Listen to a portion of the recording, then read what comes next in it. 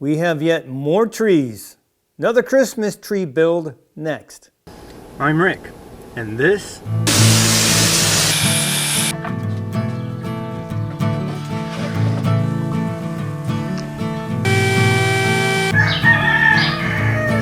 shut the heck up, you stinking roosters.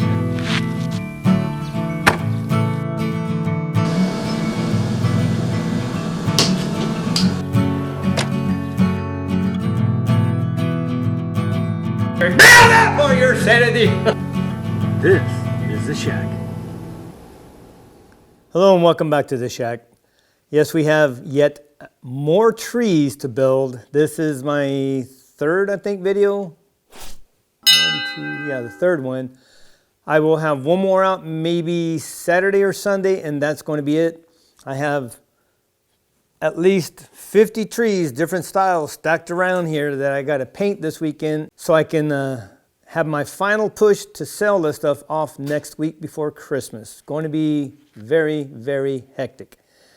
So yeah, this is what we're going to be building today. So let's just dive right in.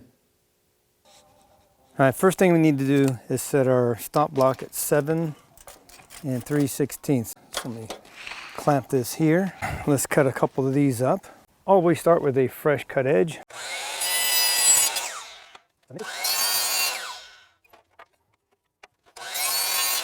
Now we got to reset it for our next 4 pieces, which is 6 7/16. Because our final dimension will be 6 1/4. So again, I go 3/16 over, just give me a little playroom for any air. You need 4 pieces cut at 6 7/16.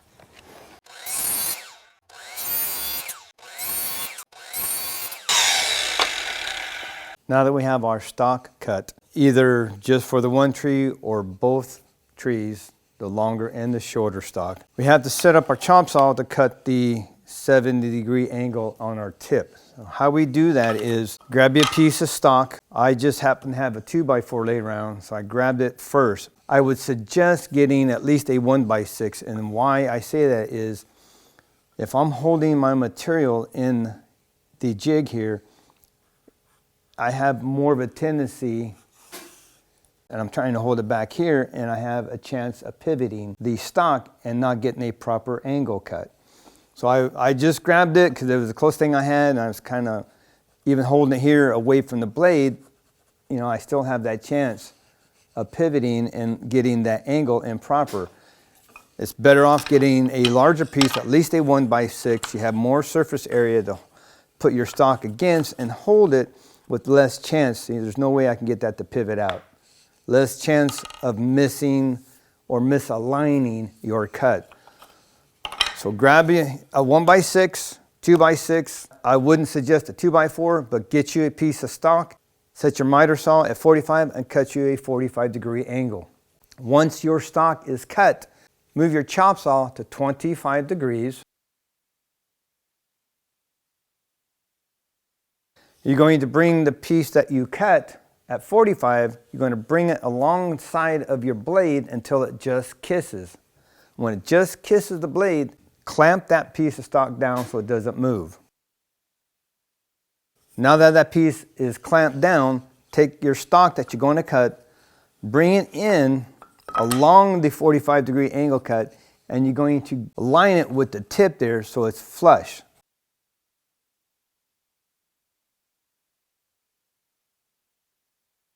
That's where you want your stock to be. Now you're going to bring a piece of wood from the opposite side, and you're going to butt it up against that piece of stock.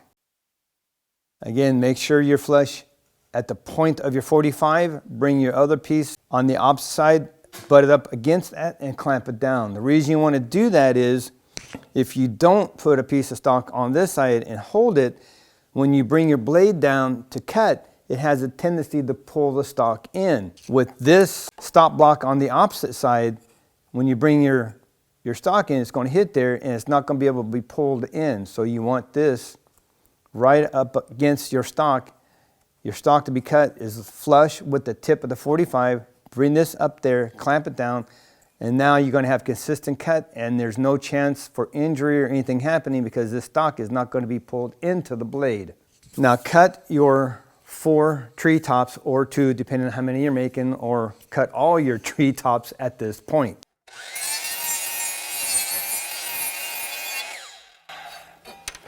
This piece I can pull out. I wait till it stops for this one because sometimes it can jam it in there.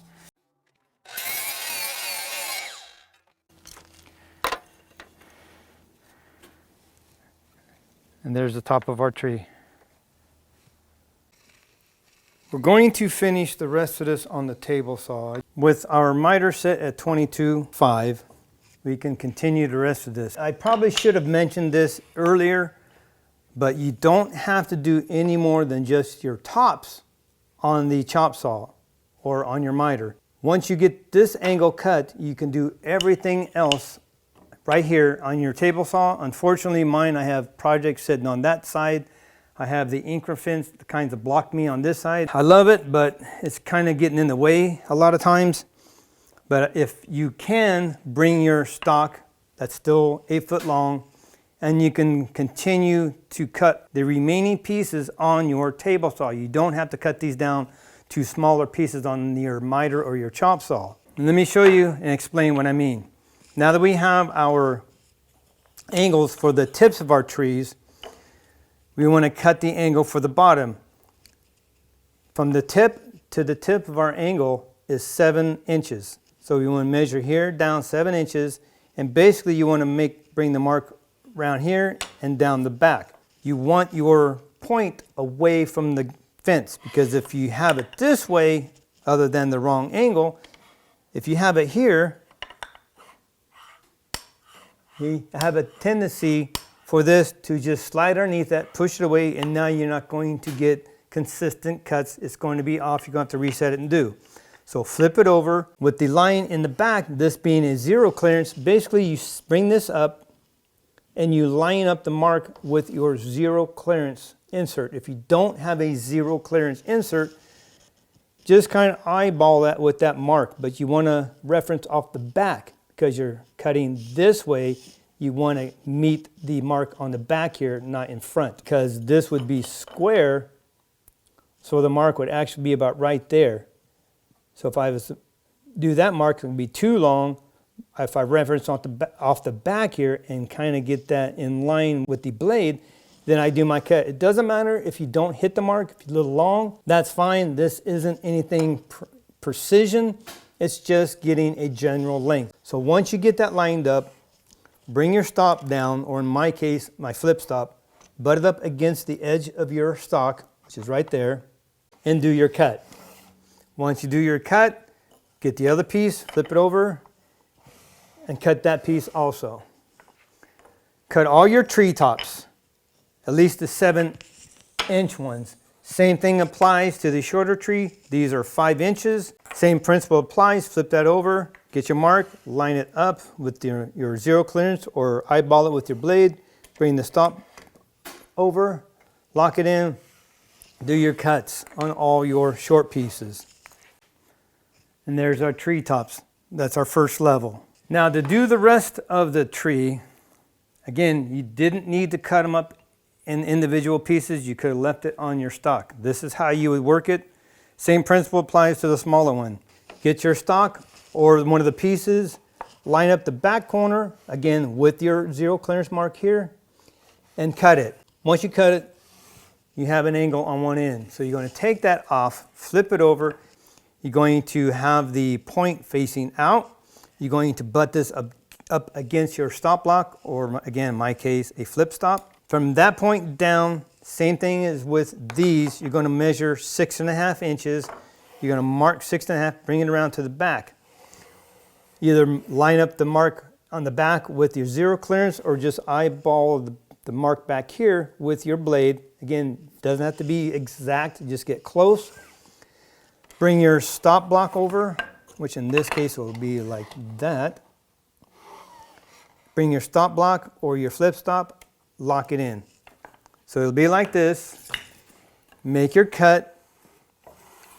When you're done, take this piece out, simply slide this piece forward and continue to cut. You will have consistent cuts, all the same length, the angles that you need, the proper direction of angles. 2 per tree, make as many as you need depending on how many trees you're making. Now that we have all the pieces cut for our longer tree on the second level, that's our second level. Now the third level, we do have to do something different because we have to create both angles where they point in. So you have the correct angle for the bottom piece. So the third level, we have to do something a little bit different. We want to put the point against the back. You're still at 6.5 inches. So when we do our cut, instead of just continuing and bringing it forward, we actually have to flip it now, set it there, and cut again. So every time you make the cut, you remove your cut piece, flip your stalk, bring it in, slide it against the stop. You make your cut, take away your cut piece, flip your stalk, bring it in, line it up against the stop. You continue to do that. That's how we get the correct angle on our bottom.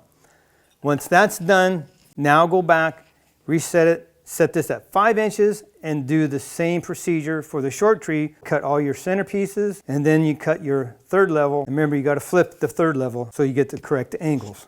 Now that we have everything cut for the third level, have our angles correct, we flipped it. There we go. That's our third level. Now go back and set everything at 5 inches and cut your levels for the short tree. That's your second level. There's your third level. Those are both the trees. At this point, before doing anything to the bottom, I would suggest sanding the inside and outside of all your pieces. Then we can glue these up. Now the assembly is pretty straightforward. Basically what I do, so I don't make mistakes, I kind of lay it out where it's going to be, make sure I have them in the right direction, the correct orientation, if you will. So I'll take that, set them here so I know that's the orientation I want. I will take the first one down, the top, mark 3/4 of an inch. That's where I want my other piece to overlap 3/4 of an inch. I'm going to take a little bit of glue. Take the other piece that's going to sit on here. Just kind of smear it around a little bit. I have a scrap piece that's the same height, so now I have something to balance it on.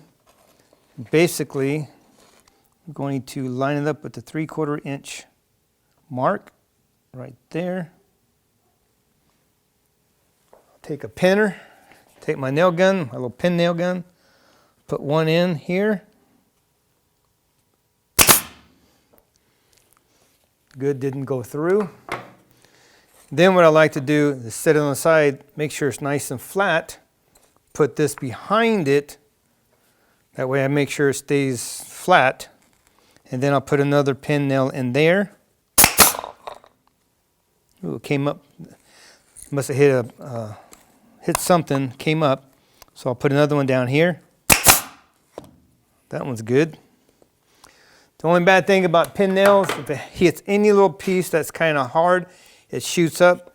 It shot up right there, so I'll wait till it's dry and I'll yank it out. So now I move on to this one. So now I'll mark 3/4 inch on this side.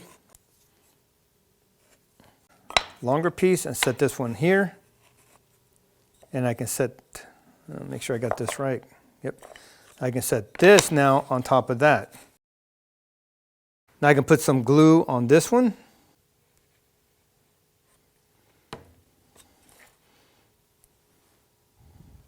Yeah. Got to make sure, because I know me. Set that on here.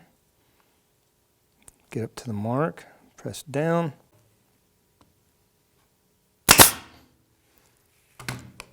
And I'll set it down. Put a piece behind it. Ooh, that one goes over here. Don't want to use that one. Put that piece behind it. Make sure it's all nice and flush. Looks good. And that is good. And that's all it takes. So I can put that aside and bring this one over and let that one dry.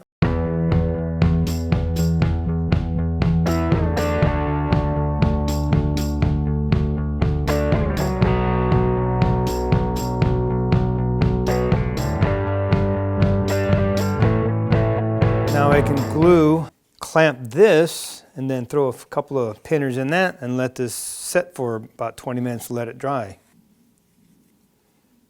A little glue on there. Rub it around. Put it this way so you see. That's where the Bundy clamps really come in handy with this. I don't use them too often, but they come in handy for this. There you go.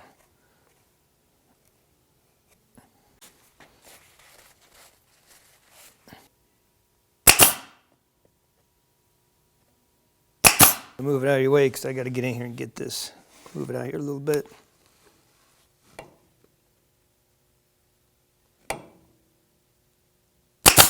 There we go. So now we can set the piece that we cut for the base on here like that. And we'll mark this side. Actually, let me set it here so you can see. We're going to sit right there. That's good and flush. So I'll mark this side. And that's where we need to cut. I have the bottom cut. Looks real good. So what we're going to do, I'm going to put a little glue here. Line that up where it's flush. Put a couple of pin nails in there.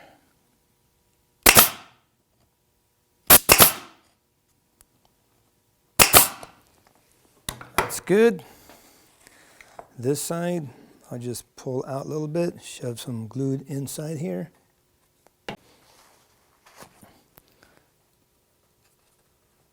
Flush it up.